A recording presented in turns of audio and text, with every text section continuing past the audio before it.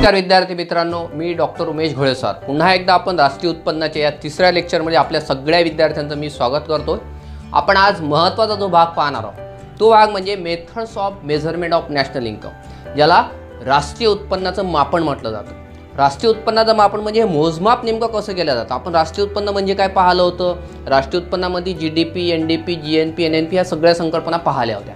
मात्र हे नेमकं राष्ट्रीय उत्पन्न मोजलं कसं जातं हे आपल्या एक मजेशीर चांगल्या उदाहरणाद्वारे आणि थिअरॉटिकली संकल्पनाद्वारे देखील आपल्याला आज पाहायला मिळणार आहे। बघा की राष्ट्रीय उत्पन्नाच्या मापनामध्ये तीन संकल्पना अतिशय महत्त्वाच्या आहेत। ही तीन संकल्पना कुठल्या की ज्यामध्ये उत्पादन पद्धती, याला प्रोडक्शन मेथड असं म्हटलं जातं, त्यानंतर उत्पन्न पद्धती आणि त्यानंतर व्यय किंवा खर्च पद्धती, ज्याला एक्सपेंडिचर मेथड म्हटलं जातं। मी सुरुवातीला चार पद्धती ज्या म्हटल्या की ज्यामध्ये सामाजिक लेखांकनाची अशी पद्धती आहे, पण तेवढीशी मोठ्या प्रमाणात ते उपयोगात आणल्या जात नाही, जे रिचर्ड स्टोन यांनी सांगितली होती। मात्र आपण इथे या तीन पद्धतीवर सविस्तर माहिती पाहणार आहोत की ज्यामध्ये अनेक स्पर्धा परीक्षेमध्ये या तिन्ही पद्धतीविषयी माहिती विचारल्या जाते की राष्ट्रीय उत्पन्नाचं मापन कसं केलं जातं। त्यामध्ये बघा की सगळ्यात पहिली जी पद्धती आहे ती म्हणजे उत्पादन पद्धती, ज्याला प्रोडक्शन मेथड असं म्हटलं जातं। या प्रोडक्शन मेथडमध्ये मुख्यत्वे याला राष्ट्रीय उत्पन्नाची प्रत्यक्ष पद्धती देखील म्हटल्या जाते। प्रत्यक्ष पद्धती का बरं म्हटल्या जाते? कारण उत्पादन मोजलं जातं आणि उत्पादन हे डोळ्यांनी दिसतं प्रत्यक्ष, म्हणजे किती प्रकारचा गहू होऊन राहिला, किती कोटीचा होऊन राहिला, किती तांदूळ होऊन राहिला, वेगळ्या प्रकारच्या वस्तू किती निर्माण होऊन राहिले हे आपल्याला प्रत्यक्ष दिसून येते आणि त्यामुळे कदाचित त्याला प्रत्यक्ष पद्धती असं देखील म्हटलं जातं, असं अर्थशास्त्रामध्ये आपल्याला पाहायला मिळते। याच्यामध्ये बघा की उत्पादन गणना पद्धती जी आहे त्याला सेन्सस ऑफ प्रोडक्शन मेथड असं अर्थशास्त्रात तांत्रिक भाषेत म्हटलं जातं, की ज्यामध्ये या पद्धतीनुसार उत्पन्नाची गणना करण्यासाठी म्हणजे राष्ट्रीय उत्पन्नाचं मापन करण्यासाठी एका वर्षाच्या कालखंडात देशात उत्पादित झालेल्या सर्व वस्तू आणि सेवांचं शुद्ध मूल्य काढून त्याची बेरीज करून राष्ट्रीय उत्पन्नाचा अंदाज लावण्यात येतो आणि या पद्धतीमध्ये एकूण उत्पादनाचे शुद्ध मूल्य विचारात घेतले जाते। म्हणजे त्यामुळेच या पद्धतीला सकल उत्पादन पद्धती म्हणजे टोटल प्रॉडक्ट मेथड असं म्हटलं जातं। आणि या पद्धतीमध्ये वस्तू आणि सेवांच्या एका वर्षातील प्रवाहांची बेरीज करण्यात येते, किती वस्तू आणि सेवा निर्माण झाला याची बेरीज करण्यात येते आणि त्यासोबतच किती प्रकारच्या सेवा देखील निर्माण झाल्या म्हणजे सर्व्हिसेस किती निर्माण झाल्या त्या देखील याच्यामध्ये पाहिलं जातं।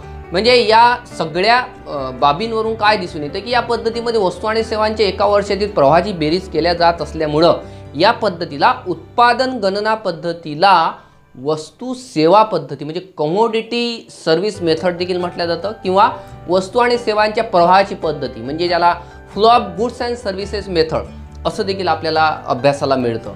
आणि विभिन्न औद्योगिक आणि उत्पादक कार्यांमुळे उत्पादन मूल्यामुळे वाढ होते, उत्पादन मूल्यामध्ये वाढ होते औद्योगिक आणि उत्पादन कार्यामुळे आणि या पद्धतीला त्यामुळे मूल्यवर्धित पद्धती देखील म्हटल्या जातात, व्हॅल्यू ॲडेड मेथड देखील म्हटलं जातं।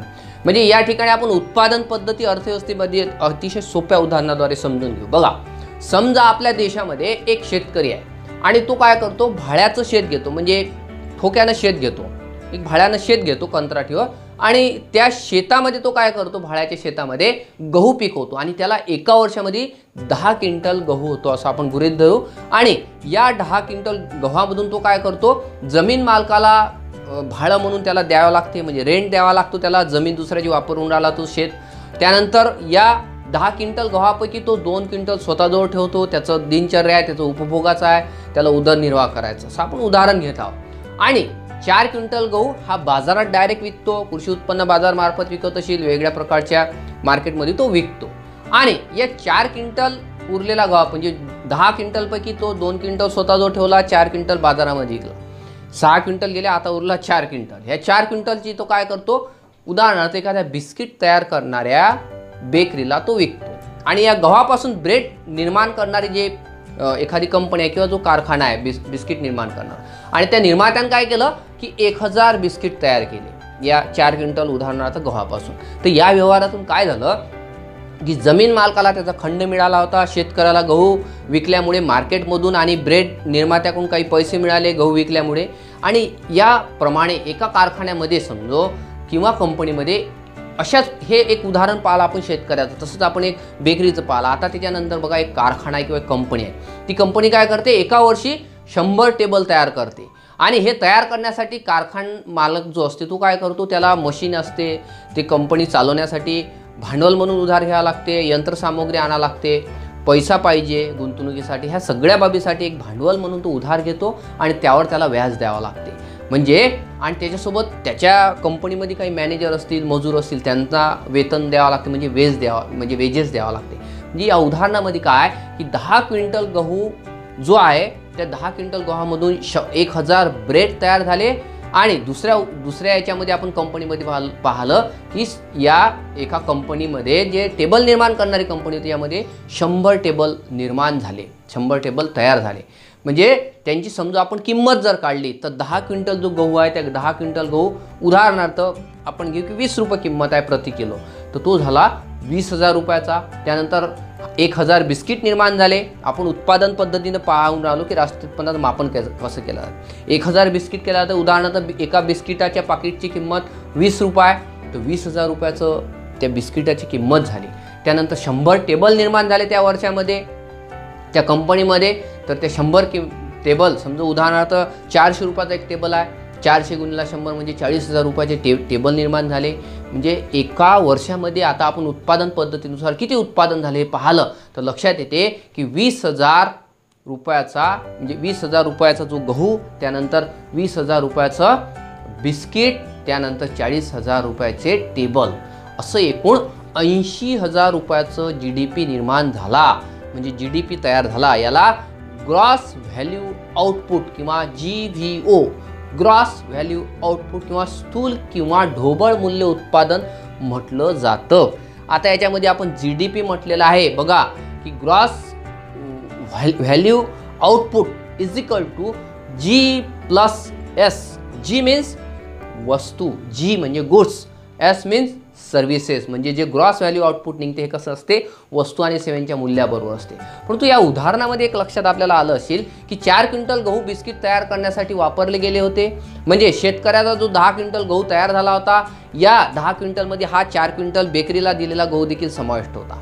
म्हणजे या ठिकाणी गहू हा दोनदा मोजला गेला आणि गव्हाच्या पोत्याची किंमत 2,000 रुपये असल्याने 4 क्विंटलचा गहू जो 8,000 रुपयाचा होतो तो या 20,000 रुपयामधून वजा करावा लागतील. कारण या ठिकाणी गव्हाचे फक्त 12,000 रुपयेच विचारात घ्यावे लागतील. कारण त्या देशामधलं त्या गव्हाचं जर आपण पाहिलं की 10 क्विंटल गहू झाला, परंतु त्या 10 क्विंटलमधला काही गहू हा बिस्किट निर्माण करण्यासाठी देखील वापरला गेला होता. त्यामुळे अशा प्रकारे उत्पादन पद्धतीमध्ये किंवा राष्ट्रीय उत्पन्नाच्या मापनामध्ये असं दुहेरी मोजमाप व्हायला नाही पाहिजे, हा विचार इथं महत्त्वाचा आहे. तो आपण उदाहरणाद्वारे सांगण्याचा प्रयत्न करत आहोत. म्हणजे या ठिकाणी गव्हाचे फक्त 12,000 रुपयेच विचारात घ्यावे लागतील. त्यामुळे देशामध्ये फक्त 80,000 मायनस हे 12,000 जे झालेले आहे, त्यामध्ये या 80,000मधून या 12,000 मायनस केल्यानंतर जे काही 68,000 रुपये राहते, एवढ्याच किमतीची भर पडलेली आहे. म्हणजे 68,000 रुपयांचेच मूल्यवर्धन होते. याला क्रॉस व्हॅल्यू ॲडिशन असं म्हटलं जातं. आता याच्यामध्ये काय आहे की राष्ट्रीय उत्पन्नामध्ये वस्तूंचं दुहेरी मापना व्हायला नाही पाहिजे याचं काळजी घेतल्या जातं आणि अंतिम वस्तूंचंच मूल्य विचारात घेतलं जातं. म्हणजे ग्रॉस व्हॅल्यू ॲडेड जे आहे GVA जो आहे हा इज इक्वल टू GVO म्हणजे gross value output minus IC, ज्याला इंटरमिजिएट कॉम्पेन्सेशन असं म्हणतात. म्हणजे आंतरसंक्रामक उत्पन्न. आंतरसंक्रामक म्हणजे आपण या उदाहरणात काय पाहिलं होतं, 4 क्विंटलचा बेकरी मालकाला दिलेला जो गहू होता तो याच्यामधून काय केला जातो, त्याची किंमत बाजार किमतीनुसार मायनस केलं जातं. म्हणजे यावरून GDP म्हणजे एका आर्थिक वर्षात देशांतर्गत उत्पादित होणाऱ्या सर्व अंतिम वस्तू आणि सेवांचं मूल्य आहे आणि या पद्धतीला मूल्यवाढ देखील म्हटलं जातं. म्हणजे GDP is equal to GVA, काळजीपूर्वक आहे का, GDP is equal to GVA is equal to G+S minus IC. हे सूत्र या ठिकाणी राष्ट्रीय उत्पन्नाच्या उत्पादन पद्धतीमध्ये पाहायला मिळते. आता या उत्पादन गणना पद्धतीने काय होते की राष्ट्रीय उत्पन्नाची गणना करण्यासाठी दुहेरी गणनाचं तर आपण पाहिलेलंच आहे. मात्र अर्थव्यवस्थेमध्ये विविध क्षेत्रामध्ये विभाजन केले जाते. आपल्या याच्यामध्ये बघा प्राथमिक क्षेत्र, द्वितीय क्षेत्र, तृतीय क्षेत्र. प्राथमिक क्षेत्रामध्ये शेती आणि शेतीवर आधारित उद्योग असतील. द्वितीय क्षेत्रामध्ये उद्योग असतील, वेगळ्या कंपन्या असतील, कारखाने असतील. तृतीय क्षेत्रामध्ये सेवा सेक्टर असेल, म्हणजे शिक्षण असेल, बँकिंग असेल, या सगळ्या प्रकारच्या सेवा याच्यामध्ये असतील. त्याच्यानंतर परिवहन असेल, अधिकोषण व्यवहार असतील, त्यानंतर दूरसंचार कंपन्या असतील, ह्या सगळ्या विमा असतील, ह्या सगळ्यांचा तृतीय क्षेत्रामध्ये समावेश केला जातो. आणि GNP राष्ट्रीय उत्पन्न काढताना मुख्यत्वे या उत्पादन पद्धतीमधून अशा प्रकारे राष्ट्रीय उत्पन्नाचं मापन केलं जातं। त्यानंतर दुसरी जी पद्धती आहे ते म्हणजे उत्पन्न पद्धती, ज्याला म्हटलं जातं इन्कम मेथड। हे इन्कम जे मेथड आहे याचं मोजमाप करण्यासाठी मुख्यत्वे राष्ट्रीय उत्पन्नाचं मोजमाप करण्यासाठी एका वर्षाच्या कालखंडामध्ये उत्पादन घटकांना जे मोबदले मिळतात त्याची बेरीज केल्या जाते। म्हणजे ज्याला भूमी, भांडवल, श्रम आणि संघटन जे उत्पादनाचे 4 घटक आहे, यांना भूमीला खंड मिळते, त्यानंतर भांडवलाला व्याज मिळते, श्रमिकाला मजुरी मिळते आणि संयोजकाला नफा मिळतो। हे सगळ्यांची बेरीज सामान्य पद्धतीने, सोप्या पद्धतीने या उत्पन्न पद्धतीमध्ये केल्या जाते। आणि परंतु देशामध्ये काय होते की हे सगळे व्यवहार होत असताना या सगळ्या उत्पादन घटकांवर काही प्रकारे टॅक्सेशन देखील होते। म्हणजे कारण काय होते की यापैकी काही भाग सरकार काय करते, अप्रत्यक्ष कर लावून सामान्यतपणे उत्पन्न आपल्या इकडे तो खेचून घेते सरकार, आणि दुसरा भाग काय होते की भांडवली संपत्तीच्या घसाऱ्याच्या स्वरूपामध्ये काही भाग हा कापून घेण्यात येतो। म्हणजे या उत्पन्न पद्धतीने राष्ट्रीय उत्पन्नाचं मोजमाप करताना अप्रत्यक्ष कर आणि घसाऱ्याच्या रकमा या उत्पादन घटकांना मिळालेल्या उत्पन्नामध्ये मिळवण्यात येतात। म्हणजे सामान्यतः आपण इथे एक उदाहरणाद्वारे समजून घेऊ की आपल्या लक्षात येईल की उत्पन्न पद्धतीमध्ये आपण जे उदाहरण पाहिले त्या उदाहरणामध्ये शेतमालकाला जो खंड प्राप्त होता तो रेंट, ज्याला आर म्हटलं, त्यानंतर टेबल कारखाना आपण पाहिला होता। त्या टेबल कारखान्यामध्ये ते जे मॅनेजर होते, जे मजूर होते, त्यांना मिळत असलेलं जे वेतन आहे किंवा जो पगार आहे त्याला वेजेस म्हटलं जातं। हे उत्पन्न पद्धतीमध्ये या बाबी बघा फार महत्त्वाचे असतात। त्यानंतर भांडवलदार जो असतो त्या भांडवलदाराला काय मिळतं, व्याज मिळतं, त्याला इंटरेस्ट मिळते। आणि जे उत्पादक वर्ग जो होता, ज्यामध्ये शेतकरी होता, उत्पादन करत होता, बिस्किट निर्माण करणारा होता जो उत्पादन करत होता, टेबल तयार करणारा कारखानदार होता, या सगळ्यांना मिळणारा नफा म्हणजे ज्याला संयोजकांना मिळणारा नफा, प्रॉफिट, या बाबी ज्या असतात त्यामध्ये भाडे म्हणजे ज्याला रेंट म्हटलं जातं, प्लस त्याच्यानंतर वेतन, वेज, त्यानंतर व्याज, इंटरेस्ट, त्यानंतर प्रॉफिट ज्याला नफा म्हटलं जातं। म्हणजे ग्रॉस व्हॅल्यू ॲडेड याच्यामध्ये काय येईल, त्यामध्ये R+W+I+P असं समीकरण तयार होते। म्हणजे या उत्पन्न पद्धतीमध्ये मुख्यत्वे उत्पादन घटकांना मिळणारे मोबदले हे विचारात घेतल्या जातात। म्हणजे उत्पादन घटकांना जे मोबदले मिळतात त्याचं पैशात व्यक्त केलेलं मूल्य। आपण राष्ट्रीय उत्पादनाच्या पद्धतीमध्ये काय पाहिलं होतं की देशामध्ये किती उत्पादन होतं हे आपण पाहत होतो। या ठिकाणी देशामध्ये जे वेगळ्या प्रकारचे उत्पादन घटक कामावर लावल्या जातात वस्तू निर्माण करण्यासाठी, त्यांना मिळणारे मोबदले हे पैशात व्यक्त करून या उत्पन्न पद्धतीने राष्ट्रीय उत्पन्नाचं मापन केलं जातं। आता आपण इथं जे सूत्र पाहिलं GVA = R+W+I+P, याच्यामध्ये मात्र बेरोजगाराला मिळणारा भत्ता गृहीत धरलेला नाही, बेरोजगारांना देखील भत्ता मिळते। त्यानंतर कारण बेरोजगार भत्ता कसा असतो की हा न कमावता मिळालेलं उत्पन्न आहे, आणि त्यावरून GDP म्हणजे एका आर्थिक वर्षात देशांतर्गत कुटुंब संस्थांनी कमावलेले उत्पन्न आहे, आणि त्यामुळं या बेरोजगारांना भत्ता जो मिळत असतो याच्यामध्ये ॲड केलेला नाही, तो मायनस केला जातो। आपल्याला उदाहरणाद्वारे लक्षात येईल की बघा की अलीकडे काय झालेलं आहे की या उत्पन्न पद्धतीमध्ये काही थोडे चेंजेस झालेले आहेत की याच्यामध्ये नवीन ॲडॉप्शन, नवीन पद्धती थोड्याशा बदल करून का आणलेला आहे की भारतामध्ये उत्पन्न पद्धतीने राष्ट्रीय उत्पन्नाचे मापन करताना मुख्यत्वे GVA =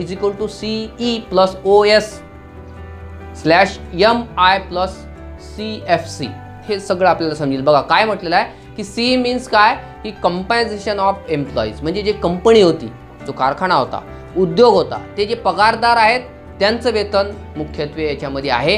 त्यानंतर ऑपरेटिंग सरप्लस, ज्याला OS म्हटलं गेलेलं आहे सूत्रामध्ये, हे जे शेतमालक होते, भांडवलदार होते, कारखान्याचे मालक असतील, हे सगळे संघटित क्षेत्रातील वर्ग असतात आणि यांचं उत्पादकांचं चालन अधिशेष हे असते ऑपरेटिंग सरप्लस। त्यानंतर मिक्स इन्कम, मिक्स इन्कममध्ये बघा की शेतकरी जो होता तो काय करत होता, गहू पिकवत होता, आणि बेकरी मालक जो होता तो काय करत होता, त्या बेकरीच्या मधून जे बिस्किट निर्माण करतो आणि ते विकत होतं त्यांचं उत्पन्न, याला म्हटलं जातं मिक्स इन्कम। आणि या सगळ्या संघटित क्षेत्रातील उत्पादकांचे म्हणजे शेतमालक असो, भांडवलदार असो, कारखान मालक असो, यांचे ढोबळ उत्पन्न विचारात न घेता नेट किंवा निव्वळ उत्पन्न म्हणजे चालन अधिशेष, ज्याला ऑपरेटिंग सरप्लस म्हटलं गेलेलं आहे, ती विचारात घेतली जाते। आणि GDP मोजत असताना प्रामुख्याने नेट मोजत, GDP मध्ये मुख्यत्वे नेट मोजत नाहीत, मात्र GNP काढताना नेट मोजल्या जाते, म्हणजे ज्याच्यामध्ये निव्वळ हा भाग विचारात घेतला जातो। आणि त्यामुळं निव्वळ उत्पादनामध्ये काय होतं की या GDP मध्ये जे घसाऱ्याचे मूल्य आहे हा मायनस केला जातो. म्हणजे निव्वळ उत्पन्नामध्ये घसारा किंवा डिप्रिसिएशन जो आहे तो जर निव्वळ उत्पन्नामध्ये जर मिळवला तर काय मिळते की ढोबळ उत्पन्न मिळते, त्याला GDP मिळते. आणि या GDP मधून जर हा डिप्रिसिएशन वजा केला तर निव्वळ उत्पन्न मिळते. अशा प्रकारची ही पद्धती आहे.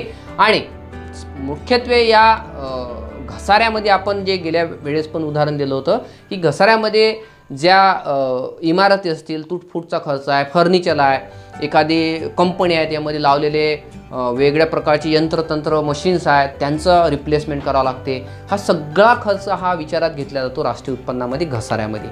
या राष्ट्रीय उत्पन्नाच्या संदर्भामध्ये बघा की GV हे जे आहे त्याच्यामध्ये पुन्हा मी रिपीट करतो की GV जे आहे ग्रॉस व्हॅल्यू ॲडेड, त्याच्यामध्ये CE+OS/MI+CFC हे जे सूत्र पाहिलं होतं, एकूण सूत्र रूपाने काय दिसून येतं की R जे आहे रेंट ज्याला म्हटलं होतं, त्यानंतर भाडे, त्यानंतर W जे वेजेस वेतन म्हटलं होतं, त्यानंतर इंटरेस्ट व्याज म्हटलं होतं, नफा, यांच्याबरोबर हे सगळंच्या सगळं CE+OS/MI आणि CFC असतं. असं राष्ट्रीय उत्पन्न मोजताना या उत्पन्न पद्धतीमध्ये या बाबी नव्या पद्धतीने गव्हर्नमेंटनी, भारत सरकारने आणल्या.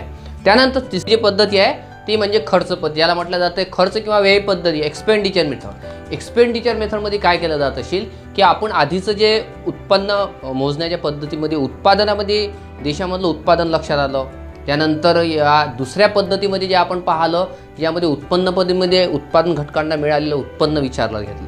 या खर्च पद्धतीमध्ये देशामध्ये एका आर्थिक वर्षामधला खर्च विचारात घेतला जातो. एवढं सोपं आपण इथं लक्षात घेऊ. याच्यामध्ये बघा की या पद्धतीने GDPचं किंवा देशातल्या उत्पन्नाचं मापन करायचं असेल तर एका वर्षाच्या कालावधीमध्ये सर्व प्रकारच्या वस्तू आणि सेवांवर केलेल्या खर्चाचा आधार हा घेतला जातो. खर्चाचे आकडे याच्यामध्ये घेतले जातात की सर्व वस्तू आणि सेवांच्या बाजार मूल्यावर केलेल्या खरेदीकरता जो खर्च केला जातो तो खर्च सामान्यतः संपूर्ण देशाच्या उत्पादन क्षमतेच्या आणि त्या राष्ट्रीय उत्पन्नाच्या इतकाच असतो. म्हणजे या पद्धतीने खर्चाचे जे आकडे असतील ते पूर्ण राष्ट्रीय उत्पन्नाच्या मापनाच्या पद्धतीमध्ये दिसून येते. इतक्या प्रकारचा हा देशाचा खर्च झालेला आहे.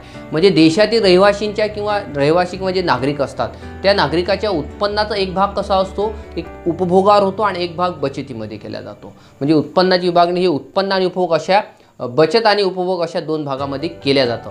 आणि एका वर्षाच्या कालखंडामध्ये उपभोगावर झालेला जो खर्च आहे आणि बचतीच्या स्वरूपात जो ठेवण्यात आलेला आहे या सगळ्यांच्या बाबतीत या राष्ट्रीय उत्पन्नाचं मापन करताना एका वर्षाच्या कालखंडामध्ये उपभोगावर आणि बचतीवर जो झालेला खर्च आहे तो राष्ट्रीय उत्पन्नाच्या बेरजे इतका तर असतो. आणि त्यामुळे या पद्धतीला काय म्हटलं जातं, उपभोग बचत पद्धती देखील म्हटलं जाते, कन्झम्पशन एक्सपेंडिचर मेथड म्हटलं जाते. म्हणजे अर्थशास्त्रामध्ये ज्याला विनियोग किंवा गुंतवणूक जी आहे ही भांडवली संपत्तीवर एक प्रकारे केलेला खर्चच आहे. म्हणजे खर्च पद्धतीवर एक प्रकारे किती प्रकारची मशीन विकत आणल्या आहे त्याच्यावर किती गव्हर्नमेंटनं किंवा प्रायव्हेट लोकांनी खर्च केला, खाजगी लोकांनी, हा सगळा खर्च याच्यामध्ये विचारात घेतला जातो. आणि उपभोगारी खर्च म्हणजे सगळे देशामधले नागरिक वेगळ्या वस्तू आणि सेवांवर जो खर्च करतात तो खर्च याच्यामध्ये विचारात घेतला जातो. इथं बघा की या खर्च पद्धतीने राष्ट्रीय उत्पन्नाचं मापन करताना मुख्यत्वे या बाबी विचारात घेतल्या जातात. कुठल्या बाबी की ज्यामध्ये वैयक्तिक उपभोग व्यय, म्हणजे देशामध्ये सगळे जे कुटुंब संस्था असतात, जे परिवार असतात, सगळे लोक असतात, हे सगळे लोक काय करतात, वेगळ्या प्रकारच्या वस्तू आणि सेवांवर खर्च करतात. म्हणजे एक प्रकार तो उपभोगाचा खर्च असतो. काही संस्था असतील, कुटुंब असतील, हे सगळे लोक काय करतात, पर्सनल एक्सपेंडिचर करतात, त्याला कन्झम्पशन म्हटलं जातं. या ठिकाणी C ज्याला म्हटलं जातं या उत्पन्नाच्या खर्च पद्धतीमध्ये हा जो C असतो तो कसा असतो, वैयक्तिक उपभोग खर्च असतो. त्यानंतर दुसरा जो खर्च आहे तो म्हणजे सरकारी खरेदी किंवा शासनाचा खर्च. सरकारी खर्च किंवा शासनाचा खर्च कसा असेल, सरकार काय करतं की अन्नधान्याची खरेदी करायची आहे त्याच्यावर खर्च करतं, त्यानंतर शिक्षणावर खर्च करतं, रस्त्यांवर खर्च करतं. एका आर्थिक वर्षामध्ये जेवढा खर्च गव्हर्नमेंट करत असेल तो सगळा खर्च हा या G मध्ये येतो, ज्याला सरकारी खरेदी किंवा शासनाचा खर्च म्हटला जातो.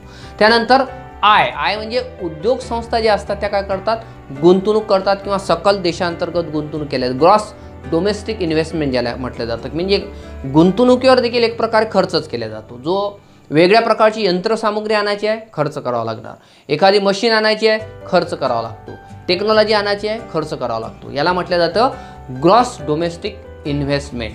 त्यानंतर शुद्ध विदेशी गुंतवणूक, म्हणजे ज्याला म्हटलं जातं की परकीयांनी देशी वस्तू आणि सेवा खरेदी करण्यासाठी जो खर्च केला जातो. म्हणजे भारतामध्ये जेवढ्या वस्तू आणि सेवा निर्माण होतात त्या वस्तू आणि सेवा जर दुसऱ्या देशाच्या लोकांनी वापरल्या तर म्हणजे काय, कशा वापरतील की आपला भारत देश जेव्हा वेगळ्या वस्तू आणि सेवा दुसऱ्या देशाला पाठवीत, निर्यात करीत आणि त्या वस्तू ज्या परकीय लोक वापरतील त्याच्यापासून जे उत्पन्न मिळते ते देखील याच्यामध्ये ॲड केलं जातं. त्यानंतर यामध्ये बघा की स्वदेशी लोक देखील काय करतात, आपल्या देशातील जे लोकांनी परदेशी वस्तू आणि सेवा खरेदी करण्यासाठी जो उपभोग खर्च केला जातो, म्हणजे चीनमधल्या वस्तू आपण उपयोग करतो त्याच्यावर जो खर्च करतो, तर अशा वेळेस काय होते की आपले पैसे दुसऱ्या देशामध्ये जातात. म्हणजे या खर्च पद्धतीने GDP काढताना किंवा देशाचं उत्पन्न मोजताना मुख्यत्वे काय असतो, हा GDP कसा असतो, C+I+G प्लस एक्सपोर्ट आणि इम्पोर्ट याच्यामधला फरक तो याच्यात विचारात घेतलं जातं. म्हणजे GNP C+G+I+X-M म्हणजे आयात आणि निर्यातीमधला फरक D. म्हणजे या संदर्भामध्ये जे आहे की या GNP काढताना मुख्यत्वे या देशामधलं सगळा खर्च ते विचारात घेतला जातो. मात्र या GNE ही जी संकल्पना आहे याला ग्रॉस नॅशनल एक्सपेंडिचर म्हटलं जातं. म्हणजे देशामधलं सकल एकूण खर्च म्हणू आपण, असं या खर्च पद्धतीमध्ये केलं जातं. म्हणजे साध्या शब्दात लक्षात ठेवायचं की राष्ट्रीय उत्पन्नाच्या या पद्धतीमध्ये देशामधल्या वेगळ्या वस्तू आणि सेवांवर होणारा खर्च हा प्रामुख्याने विचारात घेतला जातो. अशा प्रकारे आज आपण मित्रांनो तिन्ही पद्धती पाहिल्या की ज्यामध्ये राष्ट्रीय उत्पन्नाचं मापन कसं होतं. पुढच्या लेक्चरमध्ये आपण राष्ट्रीय उत्पन्नाचा पुढचा भाग हा आपण पाहणार आहोत. या चॅनलला अधिकाधिक विद्यार्थ्यांनी लाईक करावे, सबस्क्राईब करावे आणि शेअर करावे. धन्यवाद.